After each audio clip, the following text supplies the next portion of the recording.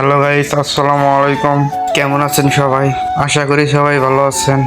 আজকে মূলত আমার চাষের জমিতে তিসি বীজ রোপণ করতে যাচ্ছি। আলু পেঁয়াজ গাড়ার পর একটু জায়গা অবশিষ্ট আছিল, সেই জন্যে তিসি বীজ বুনে আসলাম। বোনা শেষের পর আপনাদেরকে আমার আলুর ক্ষেত আর কয়েকদিন হলো আমি পেঁয়াজ গাড়ছি, তা অন্যান্য কাজের কারণে পেঁয়াজ ক্ষেতটি দেখা হয় নাই, সেই কারণে আপনাদের মাঝে ভিডিও তুলে ধরলাম আর আমিও দেখলাম। ভালোই হয়েছে। বেশ কিছুদিন আগে ধান কাটছিলাম, তা দেখি যে ভালোই শুকিয়ে গেছে, বাড়িতে নিয়ে বাড়াতে হবে। আর এই জমিটা আজকে ধান কাটবো।